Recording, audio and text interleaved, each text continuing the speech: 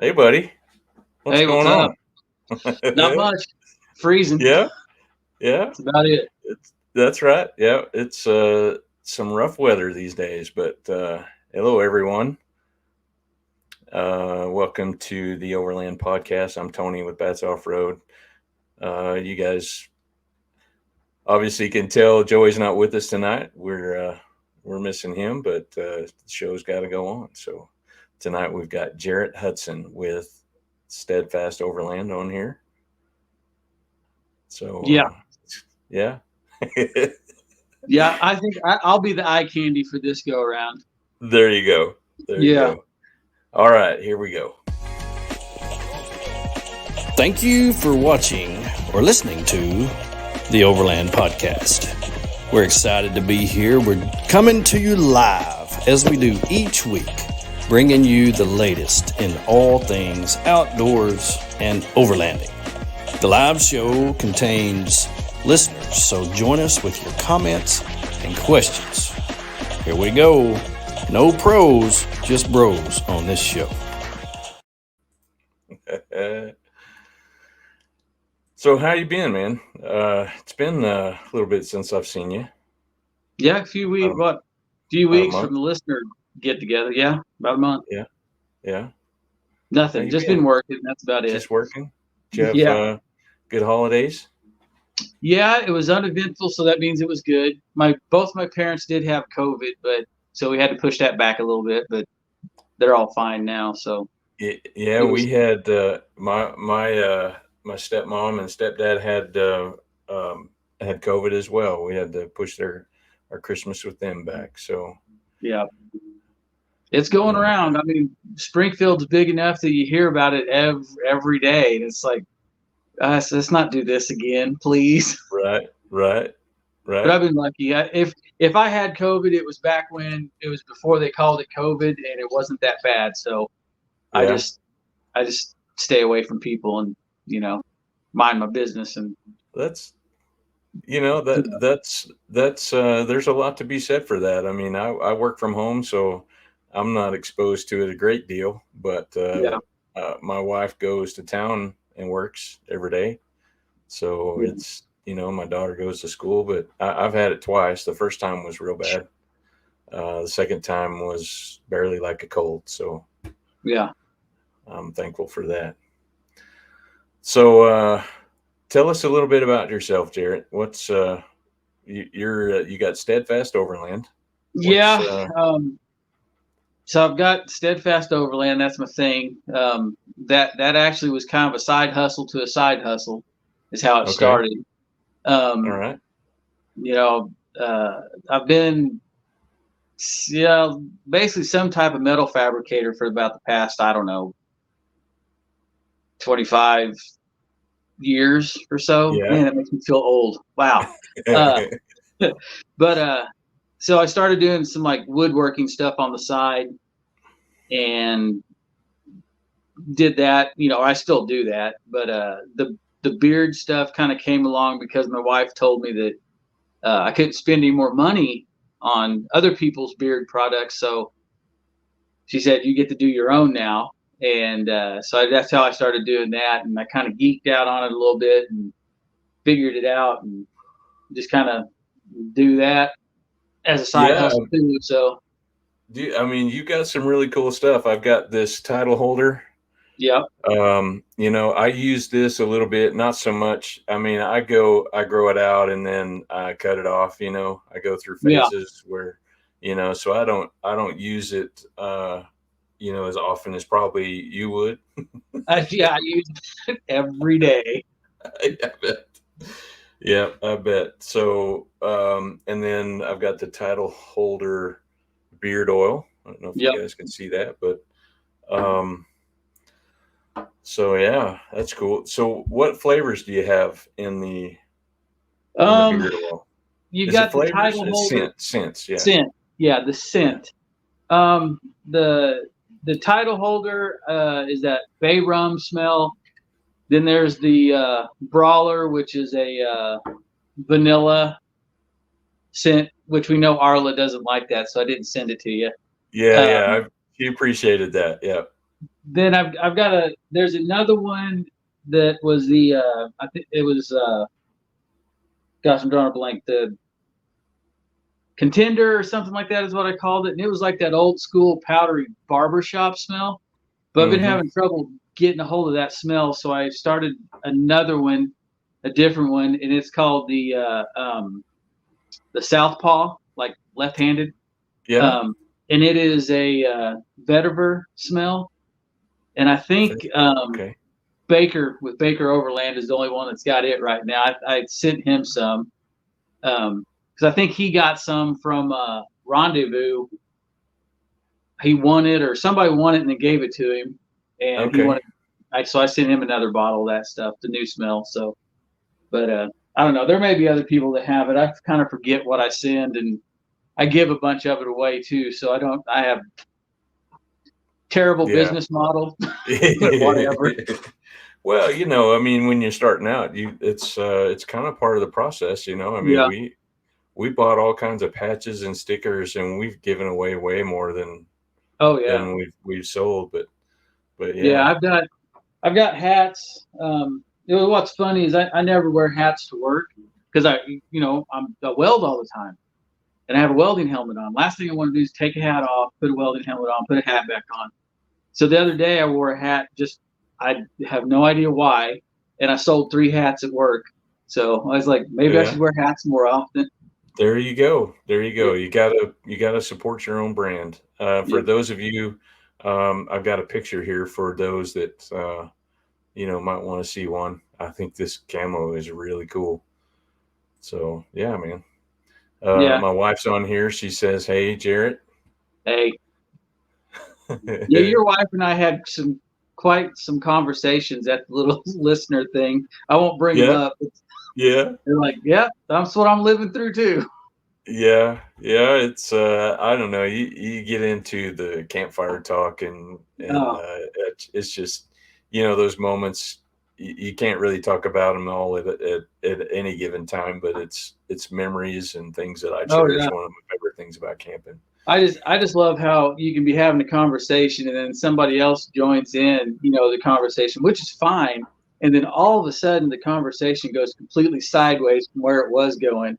And you're just like, wow, that's a new dynamic into this conversation.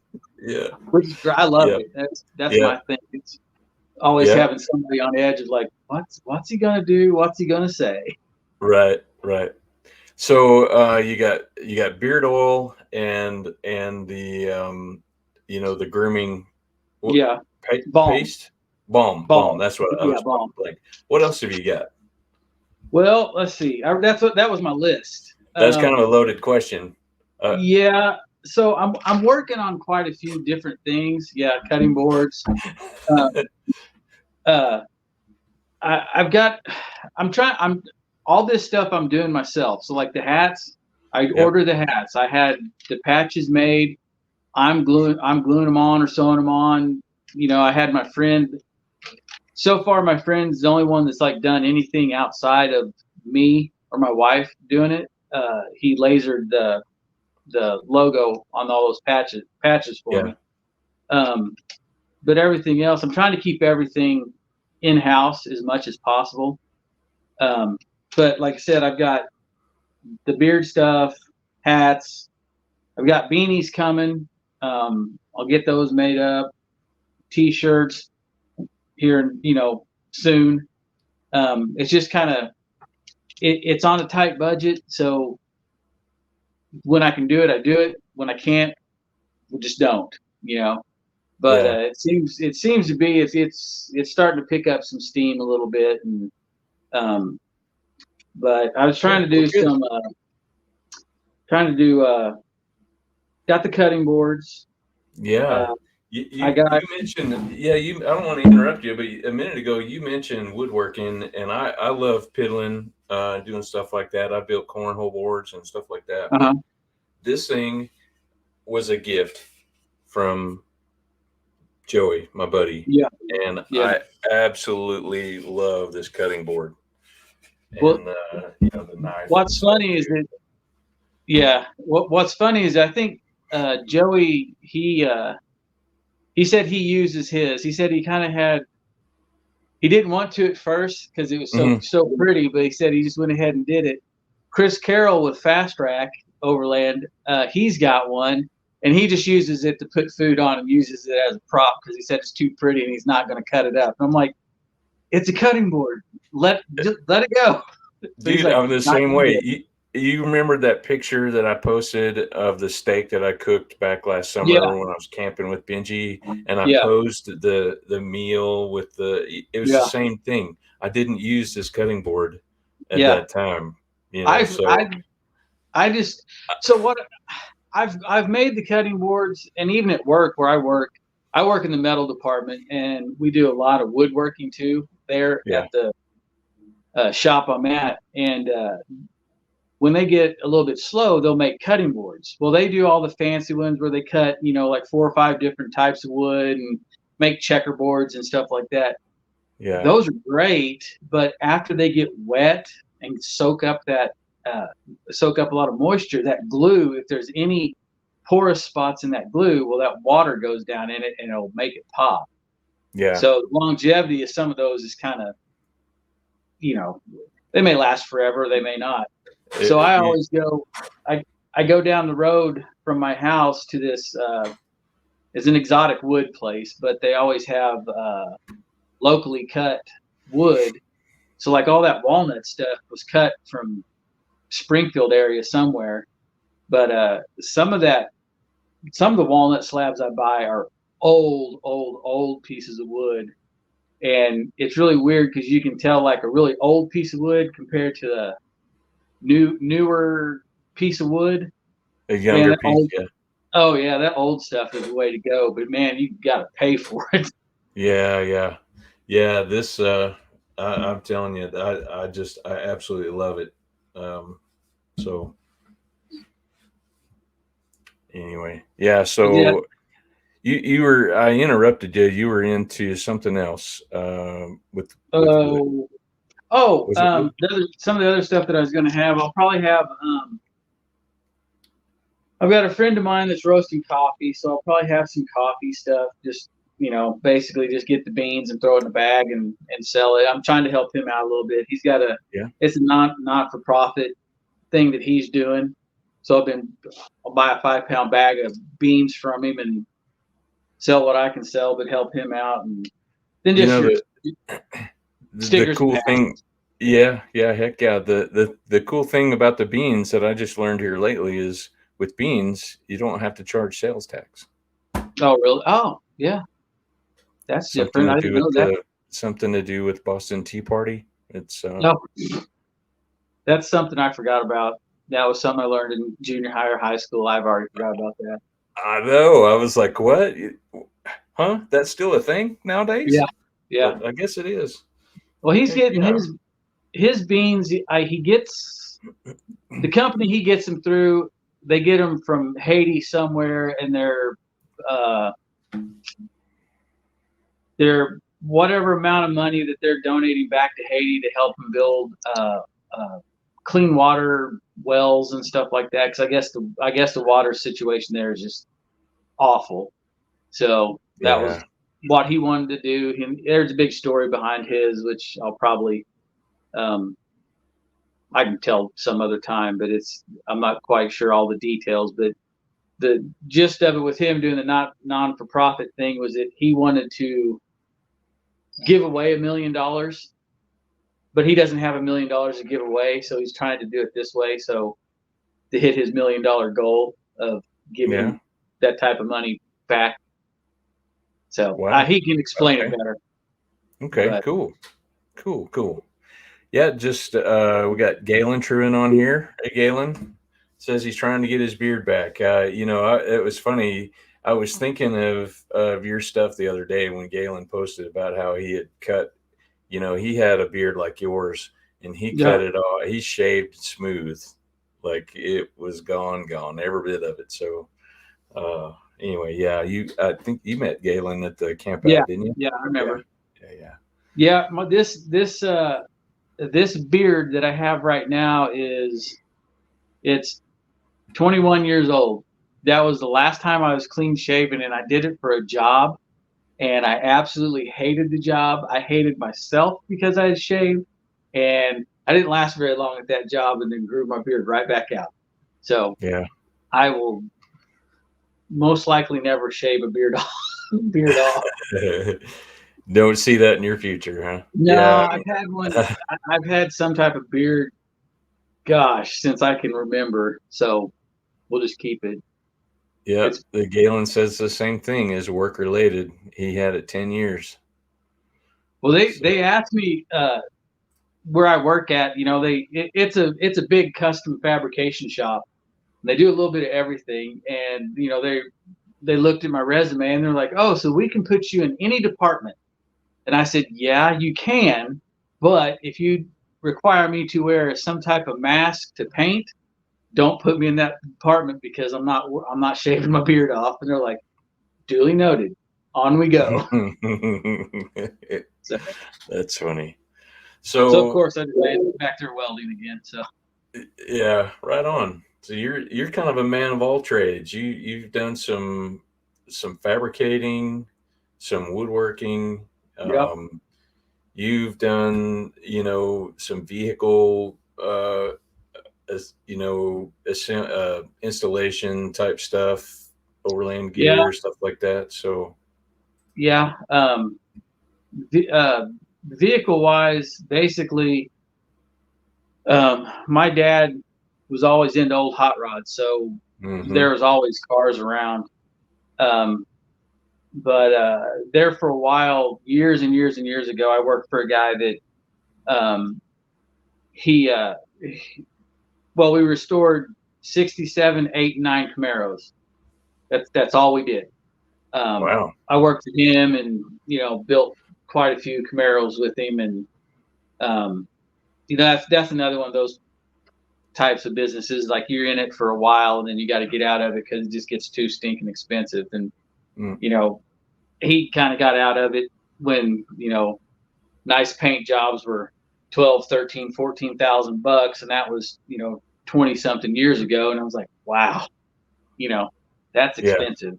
yeah, And you're buying a car for 7,500 bucks, and the next thing you know, you've got 65,000 wrapped up in the car, but it only brings 80,000 at the auction. That's not real good turnover. no, So, no. but that was Eventually, you're going to ask yourself, what's it worth? What's the purpose? yeah. So Yeah, I've done car stuff, woodworking, metal. I'm a metal fabricator by trade. So like the shop that I'm at now, like today I was building the subfloor for a cubicles in an office that the floor is raised up so they can run all their uh, wires and stuff of their computers under the floor, so it's not having to go through the ceiling. I was building those things today, but I could be building a life-size moose next week. That's the range of stuff that we build. yeah, So I wow, wow. people ask, what do you build? And I'm like, anything, What do you everything. need? What do you need, Bill? Yeah, what do you need? We got Mr. Slayton in the house.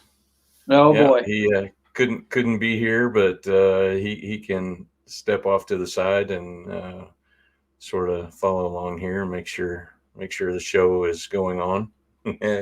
It's kind of like He it's kind of like daddy checking in on the two kids. maybe. Yeah, he's got a question for you, Jarrett. He says, What's that? Jarrett got that wood. He says, where does he get the wood for his cutting boards? It's a place here in Springfield called OP Hardwoods. That's where I go. There's a couple other shops in town, but that one's like literally 5 minutes down the road from my house, and you can basically walk in there and walk through the shop while they're in there working and pick your piece out, and they can actually cut it down for you or plane it down however you want it. But I always just go in and find a big old slab and drag it home. It's hard to stick Right. like an 8 foot long slab in the back of that 4Runner, but it's Yeah, yeah. I do it. Right on. Yeah, there's a shop like that in Bentonville that I went to a couple of times, and I bought some wood there for some flags wood flags that I made, and it's just amazing the kind of wood that you see in those places. Just big pieces of really pretty wood that like for mantles and whatever tabletops. Yeah. So. Yeah, I usually stick with the walnut because to me it's one of the prettier ones, but there's all types of wood that they've got up there. There's one that's called bloodwood, and it's literally blood red, but Oh wow. it's super hard. There was another one that I wanted to try to get, but it was some type of it's some type of hedge wood of some sort, but it glows in the dark. Okay. So if you have like a black light and you turn it on this piece of wood, it literally glows in the dark. But it's so wow. stinking hard. You have to have it. You have to buy a certain blade to cut with it, and it's expensive. And I was like, nah, I'll just stick with walnut. We'll call it good. Yeah, walnuts just it's beautiful. One thing before I wanted to, let's see here. Yeah, for those that might be interested in knives, I've got a picture of some of your knife sets here. Just great stuff here, Jarrett. I love it. So yeah. Here's another one, close up. Yeah, I love it. I think that's your cutting board, maybe. Was that yours? That's mine. Looks like that one. That's not my exact one. I'm not sure where that picture come from, but I mean, I know Joey sent me a couple pictures one day, and I was like, I thought one. Well, yeah, no, that's not your board at all. Yeah, like I said, Joey's kept me in business on cutting boards. He's bought quite a few, and I think he's given away a few for presents and stuff. Yeah, he bought one at that last 2 years ago at Rendezvous that I had cut into the shape of like a big, huge knife. It looked like a big Bowie knife, but I think he gave it away. Wow. Yeah, I mean anybody loves a cutting board. Yeah. All right. I've got a lot of stuff I want to ask you about, but let's talk about your rig. What's your build? It is a 98 4Runner. It's the SR5, which that doesn't mean anything. It's been lifted a little bit. It's got 33s on it. It's got skid plates from front to back that are all steel. So when you change the oil on it, you're taking your life into your own hands because you got to take that one skid plate off completely. Oh no! It weighs a ton. It's not fun. Because I always put a jack underneath it, and it always falls off the jack as I'm trying to move it out from underneath there. So yeah. But it's just, I mean, it's just your typical 4Runner, Prinsu rack on it. I've got the Roof Nest Falcon 2 tent, Roof Nest awning, 270 awning on it. Then just your random stuff inside that, it's nothing. It'll do way more than I need it to do, trail wise. But yeah. I don't beat on it too much because it's a 98. Got 270 something thousand miles on it, and I drive it every day. Wow! It wasn't 70,000. Yeah, it wasn't supposed to be my daily driver, but I had it was an 02 Silverado, and it started having valve problems, and I was just like, you know what? I'm just gonna sell it and get rid of it, and I'll just drive this 4Runner because it's, it's literally you point and shoot and it goes, so it's fun. Yep. A buddy of mine, Chad, has one. He has 620 guns and ammo up in Oswego, and he has one. It's a white one. It's similar to yours. I don't know. I don't think he has a roof rack like that, but we have been wheeling in some places, and I've seen that thing just go and go and go, and it's crazy. I just like it because you can. On those third gens, you can work. I mean, they're basically like an old school vehicle. You can work on them pretty easy. Yeah. there's, and people ask, like, you brand loyal, and I'm like, no, I like all of them. Every brand's got its lemon. I do tease the Jeep guys just because it's fun. Yeah. And a friend of mine at work drives this pavement princess Jeep, and I always tease him so hard, but they're all, every brand has got some issue of some sort. So I'm like, Oh yeah. Whatever. I drive a Toyota right now. Right. I don't take it seriously, but like you, it's fun, to rib the next guy, about whatever, So Joey's got an FJ with, I don't know, 230 or 40 or 50,000, whatever it's got on it. Yeah. I was teasing Benji with his 4Runner is newer than mine, but it's got some more miles on it. But I told him, I said, between our two 4Runners, we have over 500,000 miles between these two vehicles. I'm like, that's a lot of miles. Right. Hey, Chris Marler's in the house. He says, "What up, guys?" A good friend of mine. He, I went down. I got to work with him some back in November, and got to learn what it was like to work on big equipment. Yeah, that's a whole nother ball game right there. That big stuff. Ain't kidding. It's a different ball game. It when is. When the wrenches are bigger than you are, that's when you're working on something. Oh, when you gotta grab the 1-inch impact and hang on tight with both hands, it's yeah. Oh yeah, I remember big old trucks. Yeah, Chris Marler Equipment is one of our sponsors last year, and we really appreciate him a great deal. So anyway, thanks for watching, Chris. So what else you got? What do you do for heat? Heat these days is a big big topic. I do have a diesel heater. We'd kind of discussed that. I guess it's called the H calorie, which is a weird name. It is. But I've got that going. I have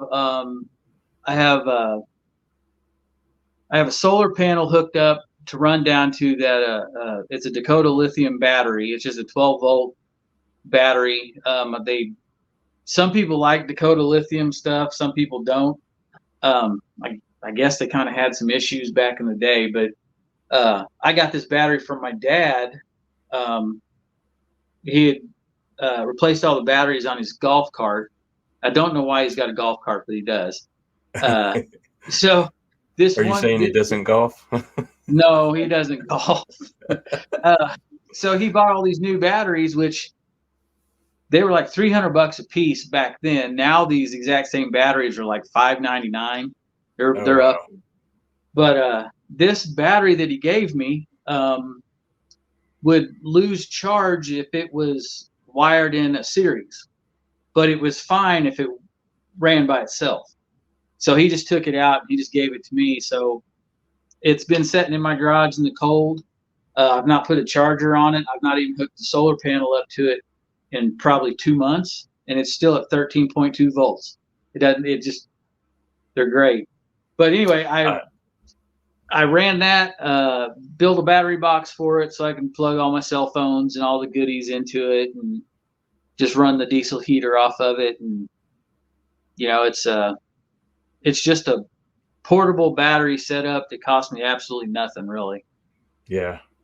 So, when you go out on trips, do you load your rig every time? So if you drive your rig every day, do you leave it loaded?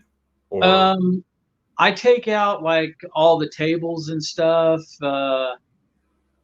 probably leave recovery stuff like that. Yeah, well, I'm trying to think. I take out all the tables and all the goodies like that, all the accessories, but like I leave my tent's on it all the time, the awning's on it all the time, everything inside, all my tools I leave in there.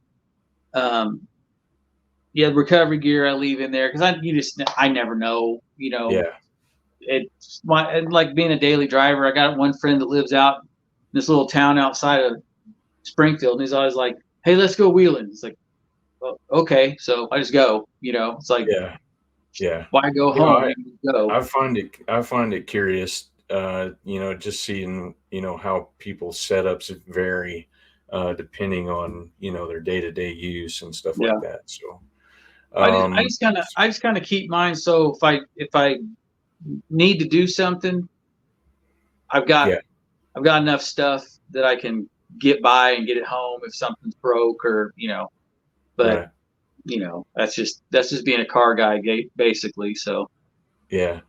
So this H calorie heater that you've got, it's I've seen a lot of buzz about it on social media these days, like Budget Overland's Facebook page. Have you had a chance to really get it out and test it, like a cold night or so? No, I haven't. No. It was funny because I took it down there to the listener camp out and it wasn't cold enough to really use it. I slept up there in my tent with a 0 degree sleeping bag and was like perfectly fine, Yeah. Yeah, it was great. We opted. I don't think. Let's see. I don't think did we use it both nights. I guess we did. Anyway, never mind.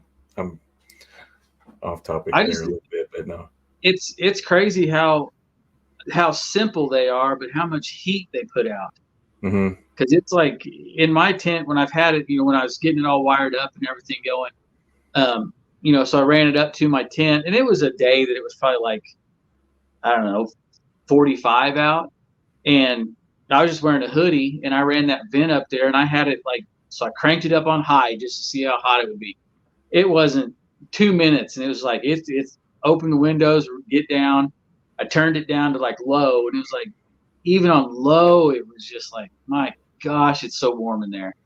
But a lot of times you see people that they run them, but they have one of the windows cracked open to let the heat out. So it's like, makes sense, Yeah. See, I've had mine for 2 years now, and it works fine, but the remote control quit working.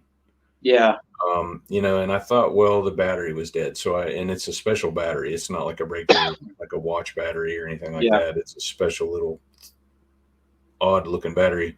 I ordered a new battery. It came in, it still didn't work. And I was asking around, and Tate with OK Overland was telling me Tate or Kyle was telling me that you got to repair them.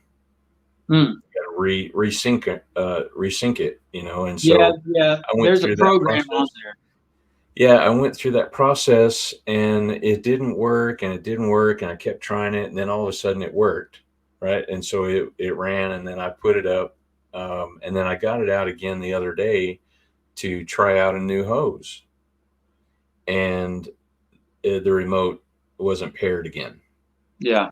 So it's just the remote's kind of flaky. Anyway, to kind of circle back to some of what you said, I think I'm going to have to turn the heater up and just set it up.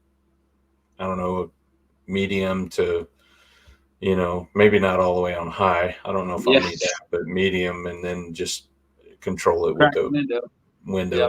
Yeah. But who knows? I mean, this weekend I'm supposed to go out with Go Explorer, and it is calling for some cold weather and snow. So it may need to be on high. It'll be a pretty big test, I think. It's going to test batteries. I don't know if lithium batteries are going to work that well, that cold or not. So I've never had the experience of work, lithium batteries when it was that stinking cold, because it was like I wasn't out. Yeah. I've heard where they won't charge, or they won't accept the charge when it's that cold, or they don't want to put out like they're supposed to when it's that cold. I'm like, but that's every battery, really. I mean, it's like, remember back when cars were, old cars, and they got down below 32, and you're like, is it going to start? Yeah. You can just hear the engine going, rrr. It's audibly slower than it normally would be. Yeah. Oh, I've gone out and, like I said, we always had old cars, and I remember none of my vehicles were ever allowed in the garage, and it got really cold one time, and my dad's like, just go light some charcoal, let it burn and get really hot and slide it underneath your car and it'll keep it from freezing up. And I'm like, this almost sounds like you're trying to set my car on fire to get rid of it. So I never did do that. But, Right. Yeah. My dad go ahead.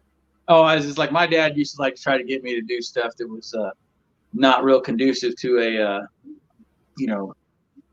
I guess you'd say he liked to play tricks on me quite a bit. Mm-hmm. Rough me up a little bit, Yeah. Here, touch this wire to that wire and tell me what it does. That kind of guy. Yeah. But my dad did that to me one time. I asked him, he was an electrician for many years. And when I was younger, I used to go to work with him, like during the summertime or whatever. And this one time he had me doing something. I asked him if this wire was hot and he goes, yeah, probably. I think so. And he let me touch it knowing it wasn't gonna, it was a valuable lesson. I'll just leave it at that. But anyway, so let's see. Trips. You got any trips coming up? Any big plans? You and Crystal going out to Colorado or anything like that? No, we won't go that far. We've got. Well, I don't have any trips, but my oldest daughter does. So we got to kind of stay close by. She's going to South Korea in February. So if we do anything, we might do that one February polar bear camp out or something. Polar bear camping club. Yeah. Yeah. We might go to one of those in February. So February is kind of like she's going to be gone for like 10 or 12 days. So we kind of, don't want to be out in the middle of nowhere when she's all the way, halfway across the world, kind of thing. But we're just kind of playing everything by ear on trips and probably just do a bunch of weekend stuff and just hang out, hangouts and whatever happens, Right on. I don't have any real long trips because I just that 4Runner does a good job, but to drive that sucker cross country to go like Colorado or something like that, I don't. Nah. Not gonna. I mean, it would do it, but I don't want to. I hear you. Yeah, that while we're on the subject, the Polar Bear Camping Club. Weekend after next is the Okie Overland, January's Polar Bear Camping Club. So not this weekend, but the following weekend up in Northeast Oklahoma somewhere. And February, is that the? I think that's the Glade Top one. I think. I was going to say I think that's the Glade Top one with Overland Addict. Mm-hmm. And then March, it's the one at Big Brutus. And then. So I may try to do that one in March too. Yeah. I wish I could do them all, but I've got a conflict with that one as well. So it looks like the only one I'm going to get to go to is weekend after next, the Okie one. So yeah.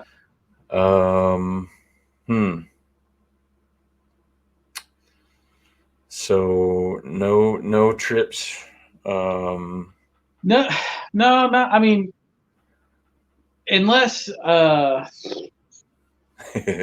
don't know. It's one of those deals. It's like there's a bunch of stuff up in the air. My wife has a cake business, and a lot of weekends are kind of taken up with, making other people happy on their birthdays. So we don't do a lot of stuff on some weekends. So we try to make plans through the week, and it just gets all types of.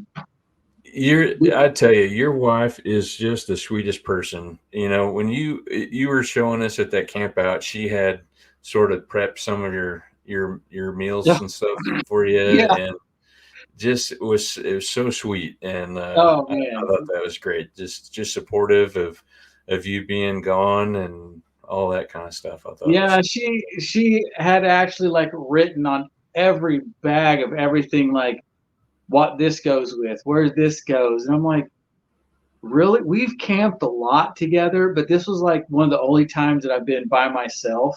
And I think she was worried that I was going to like starve to death and die down in Arkansas or something. But your wife had a kick out of that when I kept showing her the bags. Oh yeah, she loved it. She wanted me to make sure and bring that up. Yeah. So you see this comment from Michael Pruitt. The red velvet roll, and the pumpkin roll, man. Oh, they were amazing. They were, amazing. Yeah. I take all that stuff for granted because I think like everybody gets good stuff like that, and then they're like, "Oh no, I've never had anything that good in my life." I'm like, "Oh, I get it every day." I never knew such things existed. Yeah, it's like nah, but that's what she does. She's got a cake business, and she does all that good stuff, cakes and cupcakes and cookies and you name it, she's made it, and wow, whatever cartoon character cake you can think of, she's done. Well, if she needs any testers, just send her around.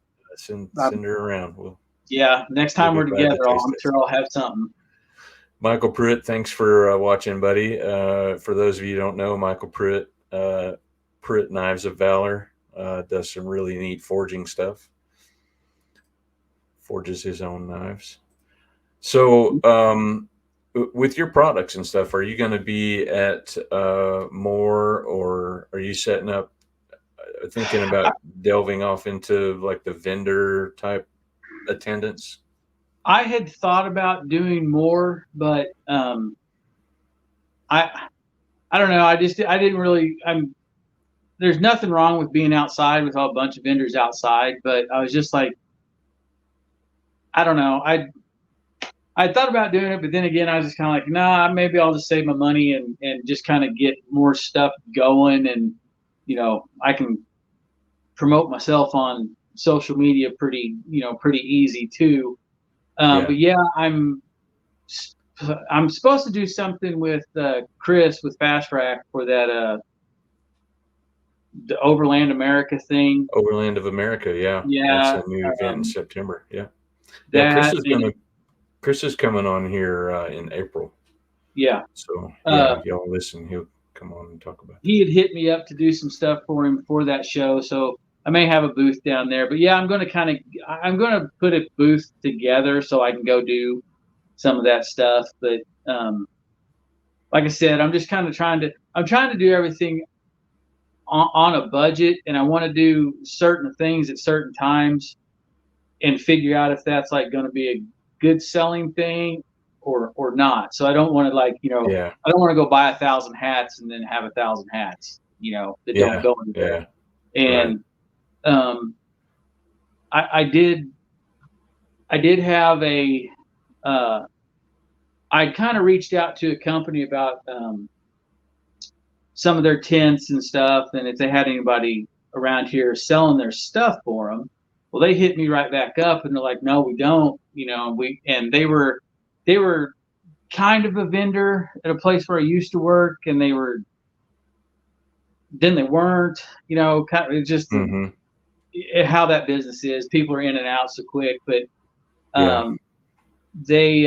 he hit me back up, and he said, "Yeah, he'd be interested." So that's another, I got to talk to him, and I'm just going to tell him, like, if you want me to do that, this is the way I have to do it, because I'm not going to sink $20,000 into something and then sit there and go, whoops, so it's like if a tent or an awning, I just want one of each, and when I sell it, then I'll get another one. That's just, that's what you want me to do. But, that might be something in the future this year. I kind of wanted to start my own shop a while back, but it was just like, I don't like to suffer, so I don't want to sink a bunch of money into something and make other people suffer. That's when it gets bad. So I'm just trying to pick and choose where I want where I want to go. And, here in the near future, hopefully it all kind of goes into one direction and it works. Right on. It's just, I don't know, the overlanding will never go away, but Right. it was at a super high and it's kind of tapered off a little bit, but now I've seen where prices of stuff have started coming down again. Mm-hmm. Things are starting to be in stock. It's starting to be in stock. Yeah. That was a big thing. And it's like, my whole goal was like, if I opened my own shop, and I'd never have it be very big, spot like one bay to do vehicle stuff and tiny little showroom. I don't even need an office, I just show up, Yeah.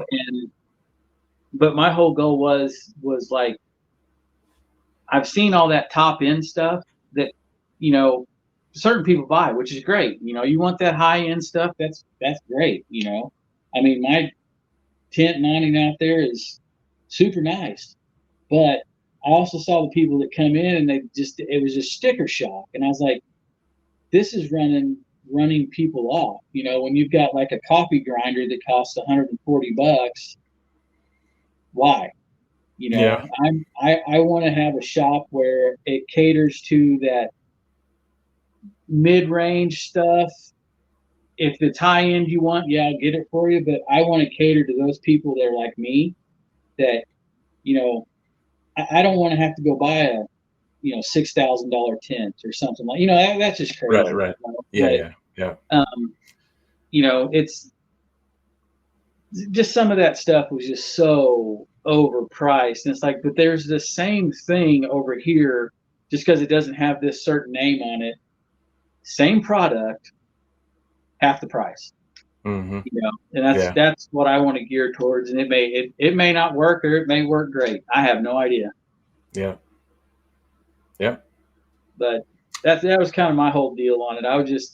I saw so many people come in and they just wanted it so bad. It's like, but we can't afford that. And I'm like, yeah, that's name of the game on this deal. It's an expensive hobby.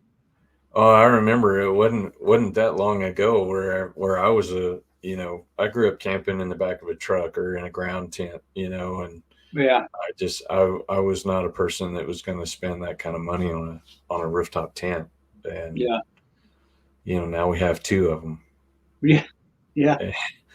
That's the thing, though, is that once you get in one and you camp in one, you're like, oh, this is the way to go. Yeah. And the one that we have was sort of a replacement for one that we won. So we did a swap. We got a good deal, but Arla won the tent that she used to have in a raffle. Wow. Yeah. So that's a heck of a raffle. You bet it was. We were very lucky and very fortunate, and so anyway, we are a rooftop tent people now, but that's the way it goes. So, what else? How often does your wife Crystal go with you? Well, what was funny is that when we got married, 27 years ago, I didn't go camping that much as a kid because my dad was a truck driver. He was gone all the time. The last thing he wanted to do when he got home was go travel somewhere else. So right. we didn't vacation that much. We didn't camp that much. We just messed with old cars. Well, Crystal grew up camping. They went camping and fishing nonstop. So when we got married, I started camping. So we've had, we've ground tent, we've had a pop-up camper, and now we've got this set up out here. So usually if I'm camping, she's with me. That weekend listener thing, I bailed out on my great niece's birthday party to go camp, and she went to the great niece's birthday party. So I was in a little bit of trouble on that one, but yeah, it all worked out. it was okay. Well, you weren't in too much trouble. I mean, she packed your food and Well, all of that. She. yeah. Well, I mean, there's treats me nice, but then kind of that whole that passive aggressive type Yeah. situation. So it kind of reminds me of a scene. I mean, not like it's the same comparison, but a scene that you watch Yellowstone. yeah, Yeah. So Beth and Rip were having an argument, and she says, like, F you and this kind of stuff, and she says, I love you, but F you. yeah, Just like kind of a nice, calm way. yeah. But Anyway. yeah, so usually if we camp together most of the Right time. on. Right on. She's still trying to figure out like if she wants to really do any of this cold weather camping, and I keep diesel heater will keep you warm. I said we can get us another tent, like a ground tent, and put it outside because they don't make any walls for my 270 awning. Roof Nest doesn't have any. I was getting ready to ask you that. Yeah, and so I don't know because a lot of those 270 awnings, they're all the same. So if you find the one that's the same as that Roof Nest out there, you could probably put somebody else's walls up on it. But I haven't figured out who that is yet because there's a lot of companies that basically just it's the same awning, but they've just put material on it. Slap a different logo on it and different logo. Fabric. Yeah. There's quite a few of those companies that are pretty interchangeable, but what I told her is I said we can actually get a ground tent and put it outside the awning, and during the day if you're cold, just run the diesel heater in there and warm it up and just kind of use that as base camp outside, and then just sleep in the tent at night. Like when you had that propane grill in your awning off your trailer, that was off your Jeep actually. Yeah, it was warm in there. It was real warm. You if you get it facing just the right way, like the walls, if you get them facing into the wind where they're hitting the back of it instead of blowing inside, you can get a propane heater, propane fire pit, and you can make a really comfortable situation out of cold weather, doing it that way. And I'm hoping that's what happens this weekend. We'll see. I've never camped in weather forecasted to be this bad with snow and negative temps. So, well, how cold is it supposed to be? How cold is it supposed to be where you're going?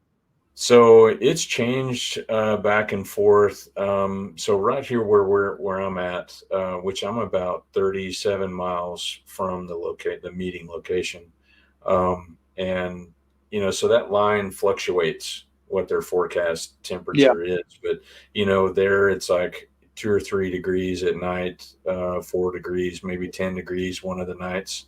But it's probably changed twice since we've been on air. But who knows? But like here at the house, like Sunday night, it's -3. Monday night it's -6. I think it's like -8 in Springfield. I looked, and it's supposed to get cold. We're supposed to maybe get more snow a little bit at the end of this week and maybe beginning of next week. But Springfield's really weird. The way there could be a huge snowstorm coming straight at Springfield, from the southwest heading northeast. And as soon as it hits Springfield, it'll go around it, split, go around Springfield, and then just land on the other side. So anytime when they say that there's going to be snow, they always say it'll be north of I-44. Well, I live on the southwest side of Springfield, and I can hit I-44 if I head west in like 5 minutes. So it's like, which north of I-44 are we talking about? That's a big swath of land. So it's just Springfield just ends up getting ice. We don't get that much snow, just ice. Where we're at here, we a similar situation. We're just on the outskirts of the northwest portion of the Ozark Mountains, and I feel like whenever storms come across Oklahoma, the plains out there, when it hits the Ozarks, it just sometimes it just breaks up, or it just changes. It doesn't do what you think it's going to do. So It's crazy because I mean, how far are you from Springfield? it's like 2.5 hours. So just 2 hours. How drastic and different the weather can be in just 2 hours. Because Yeah. I mean, I don't know. It just boggles my mind that spring. It's been. I remember when my girls were little, we had like 18 inches of snow around Christmas. And then I don't remember, there's been a few times where we might have had a foot of snow. But other than that, it's just always ice. Yeah. Just, when that bad ice storm came through Springfield, and it was down there in Arkansas at that time too. But my gosh, we spent, 2009. yeah, I think we Yeah. were like 7 days without any power. And I was Yeah. complaining. And then I had friends that were like, oh no, we were out like 25 days.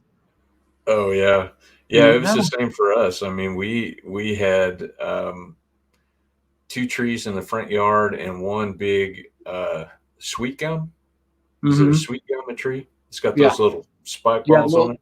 little sticky balls. Yeah. Yeah, we had one of those in the backyard, and when that ice storm hit, we had a lot of the branches on the trees in the front broke and fell across the driveway. Yeah. Right. So we were without power for a week and couldn't get out of the garage Yeah. because of the trees. Well, my chainsaw was in the shed in the backyard, and the sweet gum split right down the middle. Half of it fell on our fifth wheel, and the other half fell right in front of my shed onto the back porch. Well, my chainsaw was inside the shed, and I couldn't get the doors open. So it was wild, man. It was crazy. The first night when that all started happening, I remember we lost power, and you could hear trees just exploding because, like where I live, there's a lot of woods, but the west bypass goes behind my house, and but you could hear the trees just popping and cracking. You could hear them falling down, and you could hear all the transformers just exploding all through town. And we would walk out and look, and it looked like fireworks going off everywhere. Well, then our power went out, and our old next door neighbor, she had taken her husband. They were from, man, where were they from? Anyway, somewhere over in Europe. He didn't speak any English at all, but he had been in the military. But he was working overnights at Walmart, stocking the shelves. And she was like some accountant for a restaurant chain or something here in Springfield. Well, she shows up at home and she can't get back in her house. Everything's locked up, electricity's off. And so she came over to our house and she goes, I need to get in my house. And I said, well, give me 5 minutes and I'll have you in your house. So I jumped the privacy fence. I broke in the back of her house. It's like one of those deals. She looks at me as I walk out her front door and I said, don't ask how I know how to do that, but you're okay. I said, we need to secure your back door a little bit better than what it is. So it was easy to get in. I'm like, a little too easy. A little too easy. But she kind of looked at me with big, huge eyes like, how'd you do that? No problem at all. But, can neither deny nor confirm. Yeah, one of those things. But yeah, that was crazy. So, and I remember being a little kid growing up in Lebanon, Missouri, where I'm from, having a bad ice storm there too, and it destroyed our neighborhood. There wasn't a tree left. I don't remember much about ice storms when I was a kid. We had some deep snow. When I remember, my dad used to have this old car hood. That we would sled on. I know where you're going with that. Oh, good grief! That thing would just kill you. There's no way I could drag it. The only time I could go sledding is whenever one of my friends would come over and help me drag that thing to the top of the hill. Yeah, and it was so much fun. So yeah, it was. We do a lot of sledding and stuff when there was enough snow with the girls because they'd man, they always wanted to go. So that's what I spent, anytime there was snow, it was up until it was time to go to bed. They were sledding. It was like, my gosh. Oh wow! Galen says they had 7 inches of snow last night. Western Kansas had a blizzard yesterday. Yeah, I heard about the blizzard, Galen. I didn't realize you were that far west, though. What does Galen drive?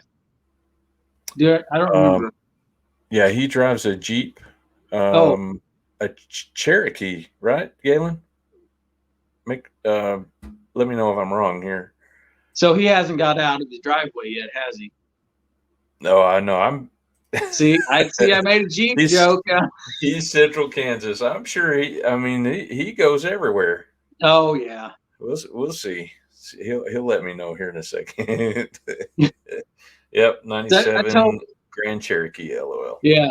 I told the guy I work with, he bought this Jeep. It's a, I don't know my Jeeps. It's a Wrangler. It's not a Gladiator. I'll tell you that much. He bought this thing, and it had 20-inch wheels on it with 37-inch tires on it. And he would leave the parking lot, and it just sounded like the thing was falling apart. It rubbed all 4 corners were rubbing. Well, he went and traded those wheels in and got, I don't know, I don't remember what size wheels they are, but there's like 35s now. And he goes, I just can't get this thing to not rub. And I'm like, well, it's not meant to have those big old huge monster truck tires on that thing. And he's like, well, does yours rub? And I'm like, nope, not at all. So that's the difference between a Toyota and a Jeep. And he got so mad. Yeah, Galen says he had to winch neighbors out of a snowdrift today. And then he says Toyota is a car. I totally drive a soccer mom SUV. And I'm proud of it. Yeah. Yeah, it's all good. It's all fun and games. Yeah. Oh, yeah. Well, Jarrett, we are near the end of the show here. How can people follow along with you and what you got going on? How can they find you?